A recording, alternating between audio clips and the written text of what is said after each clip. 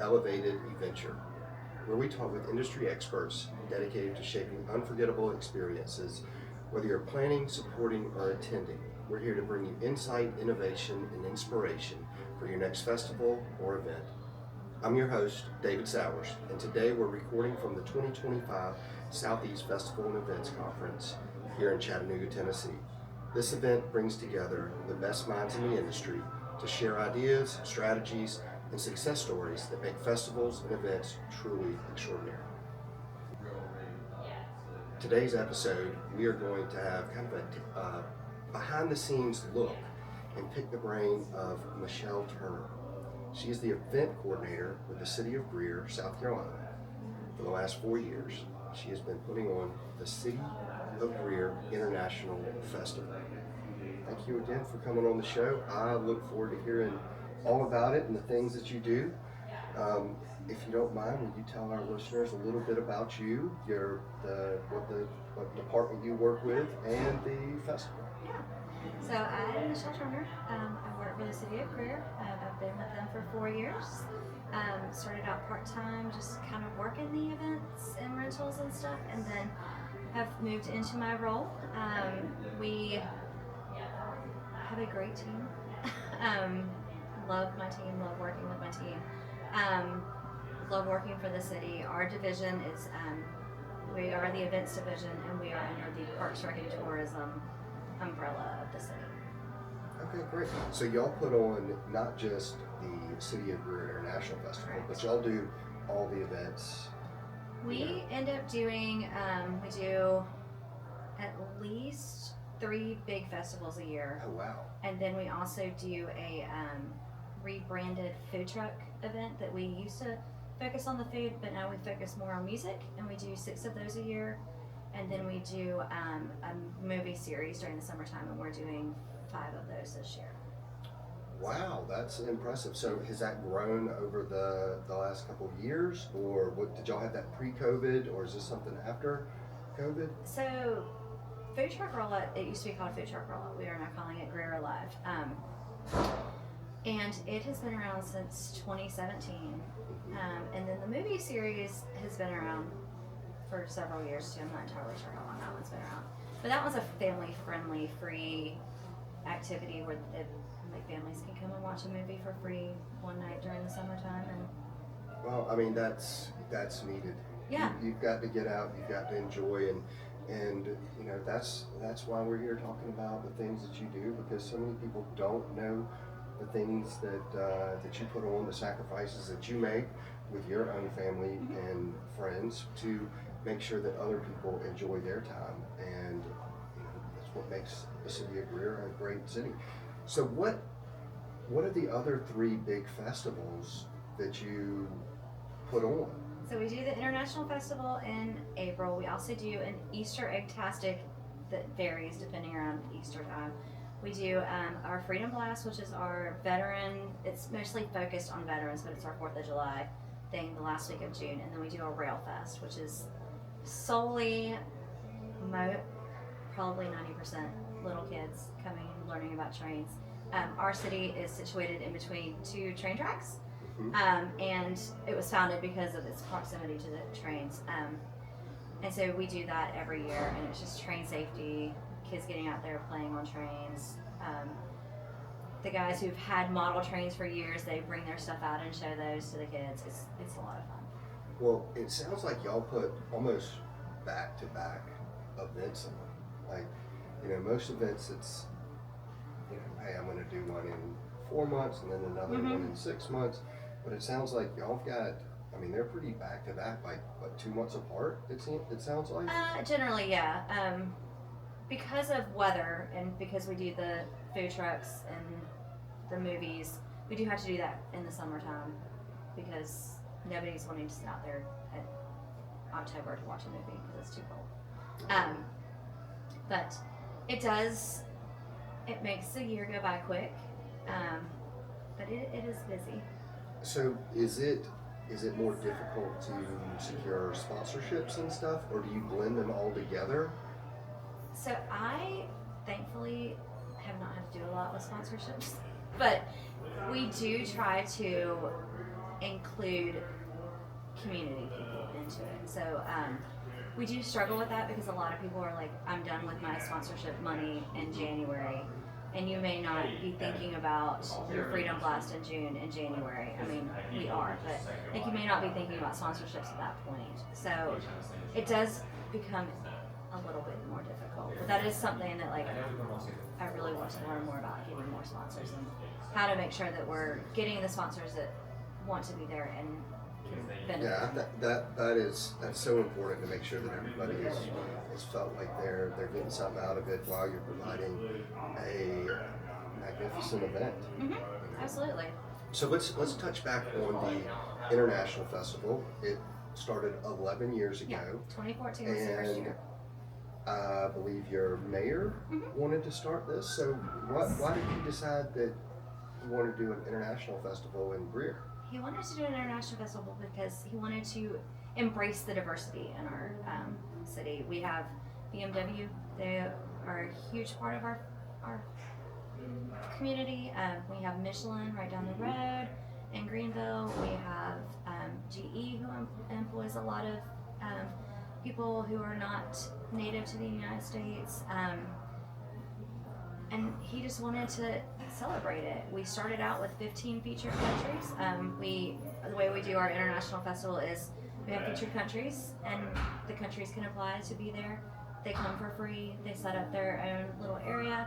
It's somebody from the country, so it's not just a random person from Greer doing it. They actually have lived there or are descendants from there. They hand out literature, they answer questions, sometimes they hand out food. But in 2014 we had 15, this year we have over 40. Oh wow, that's a huge increase. And it's a lot of fun. We do a thing every year where we go around and we give the best country award, and so it's like we look at the way that they decorated it, their enthusiasm. We do a Parade of Nations, where we have them all line up and we have them walk through our little amphitheater. We have a little vendor area that's kind of like a little street market kind of thing in our park. So let me ask you, so the mayor, I'm assuming when he started this, he put it in a budget to send y'all to various countries so that y'all could see, No, festivals in he did France not. or Spain, Germany. No, We've never been given that. That would be amazing though. Right. So so you've just gone. I have traveled myself, yes. And then, so you bring a little bit of that flair back, because I know that you were talking about like the street markets and stuff like that, and so you're still able to incorporate your own ideas into the festival, right? Yes, and I feel like our team all have traveled, so I think we all kind of bring something back to the table, and we do truly do things as a team. So it is very much, like, what are your thoughts on this? Okay, well, will this work? Will this not work? Okay. And every year, like, we're like, okay, this was great, but what can we do next year to make it better? Or who can we include next year that would be? Yeah, well, that's so important. I've known Lindsay for actually probably 5 or 6 years, and she has always been one of the sweetest, most intelligent people. She's always got just great ideas. Tell me a little bit, what's it like working with her? Like, because I mean, I see it from a different perspective. I do see her occasionally on the at the SFE events and on Zoom mainly and board retreats and stuff. But she's just, I know she had a baby, but yes, she is just, an amazing individual. So what's it like working with her? It is great working with Lindsay. She was, when I first started with the city, she was in my role. So, well, not my role, but the same role as I am in. And it was great working with her. She's very organized. She makes sure that you knew what you had to do. And now that she's moved into her tourism role, I feel like she's always there to help us. Like, if we have questions, or like this week, I've been like saying, like, hey, I went to this session, like, well, let's talk about it. Like, how can we get this into the city? And I feel like she's always one that you can pitch ideas to, and if it's something that she's like, yes, I think we could do that, then she's always happy to help you, like, figure out how to do it. Yeah, it seems like a lot of times when I talk to her, it's just like, you see the wheels turning, like, all right, how am I going to do this? How can I make, how can I make this happen? How can I incorporate this into what's going on from a board retreat side? So I can only imagine what she does at the City of Greer and transitioning into this role.